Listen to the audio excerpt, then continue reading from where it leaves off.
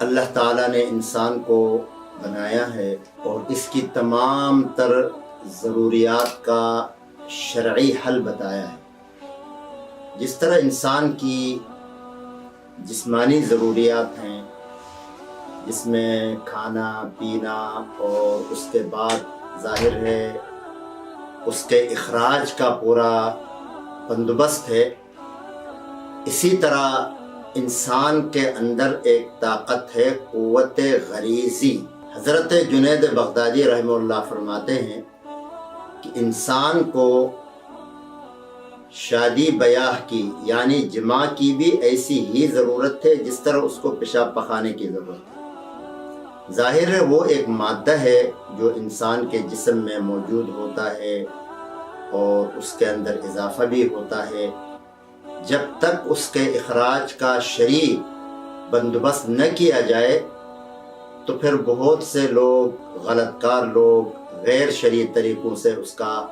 اخراج کرتے ہیں اور گناہ کا موجب بنتے ہیں۔ انسانوں کے اندر مرد و زن،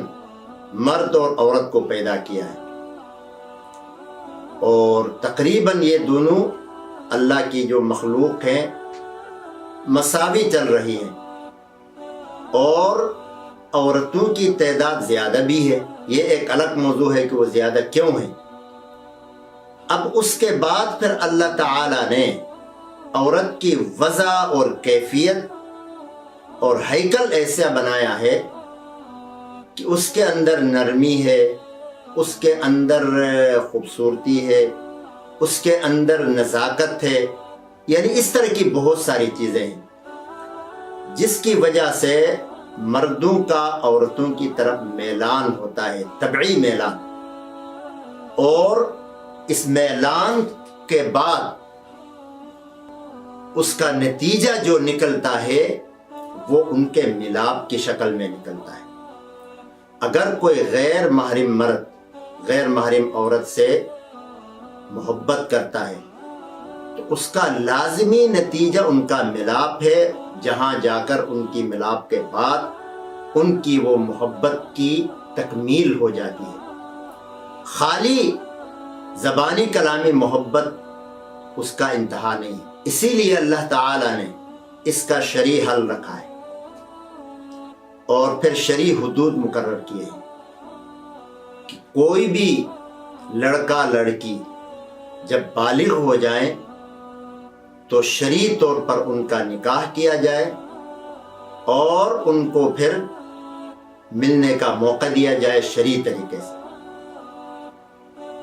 اور وہ میلان جو ایک دوسرے کی طرف ہے اس کی تکمیل کا ان کو بھرپور موقع دیا جائے، جس کے نتیجے میں پھر سارے اولاد دنیا میں آتی ہے اور اسی طرح پھر نسل انسانی بڑھتی ہے اور پنپتی ہے۔ اور اگر خدا نخواستہ اس میلان کو غیر شرعی طریقے سے اس میلان کی تکمیل ہو، ملاپ ہو، تو اس کو زنا کہا جاتا ہے،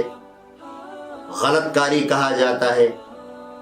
اور پھر یہ شریعت کی نگاہ میں بہت سخت گناہ ہے۔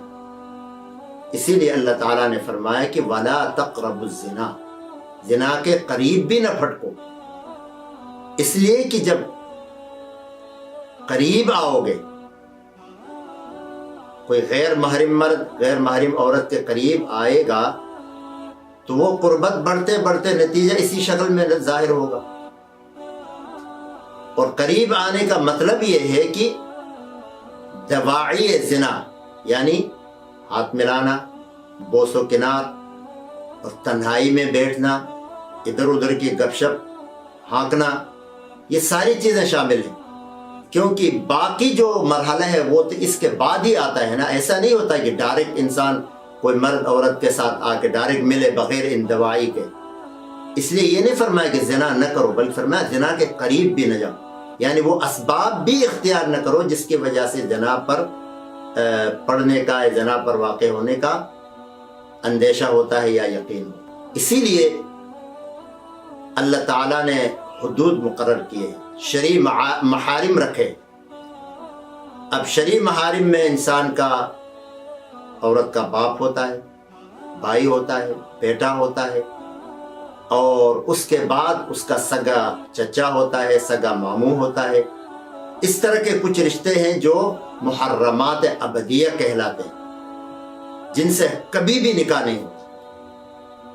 اس کے علاوہ کوئی غیر محرم مرد کسی غیر محرم عورت سے کسی طرح کا بھی تعلق پیدا کرتا ہے تو اس کا اینڈ اسی گناہ اور زنا کی شکل میں ظاہر ہوتا ہے۔ اسی لیے آپ صلی اللہ علیہ وسلم نے غیر محرم مرد اور عورت کو ایک ساتھ بیٹھنے سے ملنے سے منع فرمایا۔ اچھا، اب جو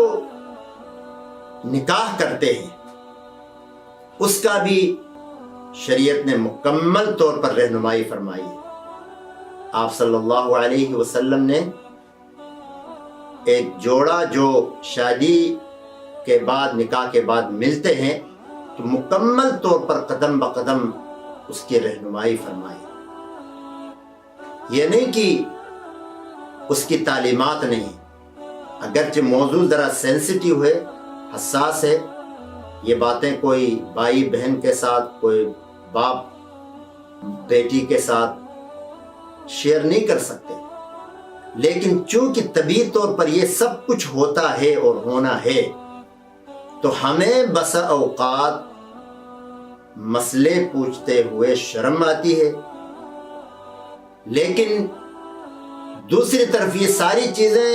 ہوتی ہیں، عملاً ہوتی ہیں، فعلاً ہوتی ہیں، اور اس میں ہم میں سے اکثریت غلط پٹی پر پڑ جاتے ہیں، غلط پٹی پر چڑھ جاتے ہیں۔ آج کل چونکہ میڈیا عام ہے اور یورپین کلچر، امریکن کلچر، غیر مسلم معاشرہ ہمارے ہاں عام ہو گیا ہے، اور خاص طور پر جنسی تعلیم اور بلو پرنٹ فلمیں اب تو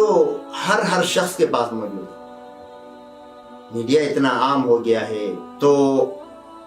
شرعی تعلیمات نہ ہونے کی وجہ سے آج کل ہمارے نوجوان نسل جو اگرچہ شرعی طریقے سے شادی کرتے ہیں لیکن پورا سیکس ان کا انگریزوں کی ان تعلیمات کے مطابق یا ان فلموں کے مطابق ہوتا ہے